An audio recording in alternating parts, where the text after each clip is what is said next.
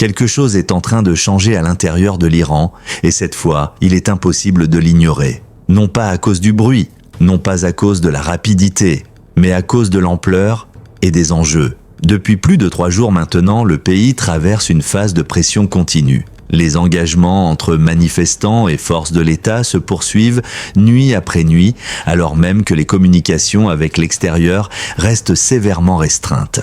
L'accès à Internet a été coupé il y a plus de 72 heures, et pourtant l'élan dans les rues ne s'est pas dissipé.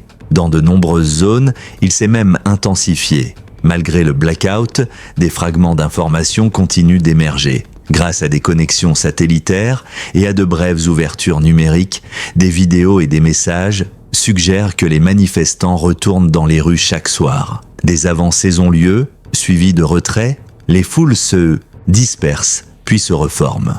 Le schéma se répète, signalant une population qui semble refuser de reculer, même lorsque les conditions deviennent plus dangereuses. Selon plusieurs rapports, les pertes ont fortement augmenté depuis la coupure des communications. Les chiffres exacts restent impossibles à confirmer, mais les estimations évoquent désormais des milliers de personnes affectées à l'échelle nationale. Des hôpitaux dans plusieurs régions seraient soumis à une pression extrême, avec des capacités limitées et une confusion croissante à mesure que les engagements se poursuivent à proximité. Cette escalade n'est pas passée inaperçue au-delà des frontières iraniennes. Au cours des dernières 24 heures, des discussions à Washington se seraient intensifiées concernant d'éventuelles réponses à la situation en cours. Bien qu'aucune décision formelle n'ait été annoncée, la simple existence de ces échanges semble avoir provoqué une réaction immédiate à Téhéran. Le Parlement iranien a désormais tracé une ligne rouge publique. Des figures parlementaires de premier plan ont émis des avertissements indiquant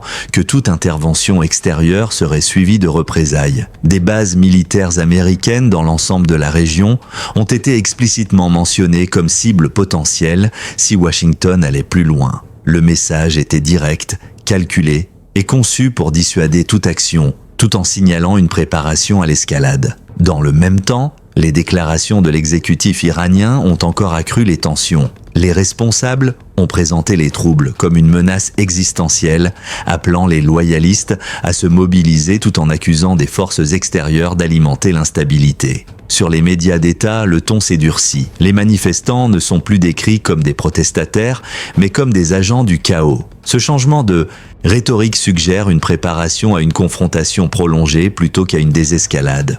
Pourtant, dans les rues, autre chose semble se produire. Des témoignages font état d'un changement perceptible dans le comportement du public. La peur, autrefois dominante, semblerait reculer. Les manifestants prendraient davantage de risques, maintiendraient leur position plus longtemps et reviendraient même après les dispersions. Dans plusieurs endroits, des unités de sécurité ont avancé prudemment avant de se retirer quelques heures plus tard lorsque les foules réapparaissaient. Dans un développement majeur des informations, on fait état du ciblage et du retrait d'un commandant de haut rang des gardiens de la révolution islamique au cours des troubles. Les détails restent limités et la vérification est difficile, mais cet incident, s'il est confirmé, marque une escalade significative.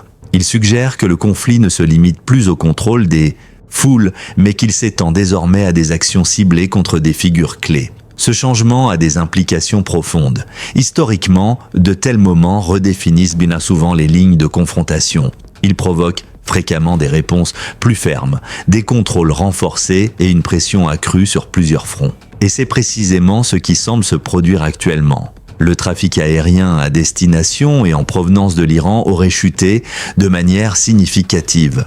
Plusieurs compagnies internationales ont suspendu leurs liaisons, ne laissant qu'un nombre limité de vols régionaux opérés par des compagnies iraniennes. Des voyageurs ayant récemment quitté le pays décrivent une nation fonctionnant sous un régime de fermeture partielle, avec des réseaux mobiles désactivés la nuit et un accès diurne limité à des plateformes approuvées par le gouvernement. Sur le terrain, les rassemblements nocturnes se poursuivent. Yadia, Téhéran et dans d'autres grandes villes, des foules rempliraient les rues, même après des coupures d'électricité dans certains quartiers. Les lumières des téléphones portables éclairent les intersections. Les slogans résonnent sans amplification. L'organisation semble décentralisée, sans leadership visible, rendant les avancées plus difficiles à anticiper et les retraits plus fluides.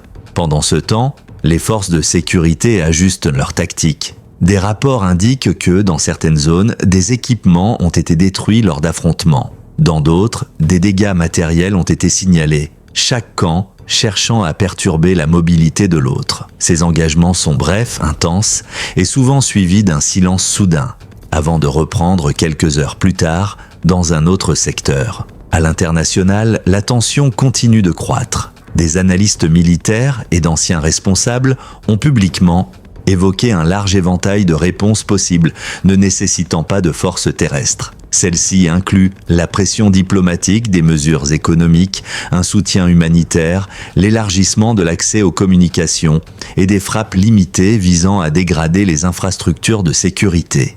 Aucune de ces options n'a été confirmée, mais leur simple évocation souligne la gravité du moment. À l'intérieur de l'Iran, les mouvements de leadership suggèrent un sentiment d'urgence. Des hauts responsables ont écourté des déplacements. Des réunions ont été reprogrammées. Les apparitions publiques sont étroitement contrôlées. Ces ajustements indiquent souvent des réévaluations internes alors que les autorités tentent de reprendre l'initiative face à des événements en évolution rapide. Pourtant, malgré tous ces développements, une constante demeure, l'incertitude. Les informations restent fragmentées. La vérification est lente. Le blackout se poursuit. Chaque nouveau rapport doit être abordé avec prudence, recoupé et replacé dans son contexte. Ce qui est clair, en revanche, c'est qu'il ne s'agit plus d'une perturbation à court terme. La participation semble plus large que lors des soulèvements précédents. Le discours de toutes les parties s'est durci, et le rythme des événements, pression, réponse, regroupement, suggère une confrontation susceptible de se prolonger. À mesure que la nuit tombe, la situation continue d'évoluer. Les engagements surgissent brièvement, puis se dissipent. Les avancées sont suivies de retraits. Dans certaines zones, les unités de sécurité tiennent leur position. Dans d'autres, elles se replient. Des équipements seraient détruits lors d'affrontements isolés, bien que les confirmations restent limitées. Ce qui ressort, c'est le schéma. Du mouvement sans résolution, de la tension sans conclusion. L'Iran est entré dans une phase prolongée et imprévisible. Ce qui se produira ensuite ne peut être anticipé avec certitude.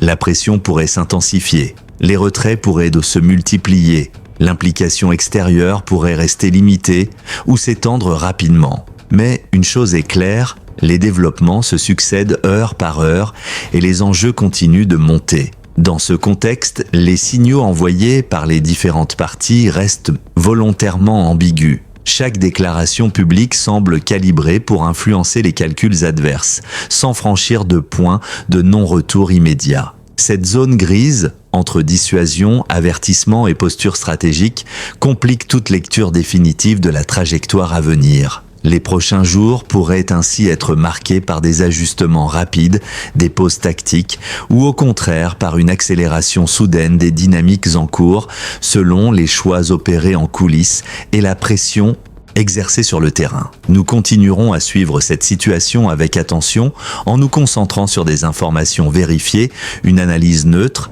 et un contexte clair à mesure que les événements évoluent. Et si vous souhaitez rester informé de l'évolution de cette situation, like cette vidéo, abonnez-vous à la chaîne et activez les notifications dès maintenant afin de ne rien manquer de la suite.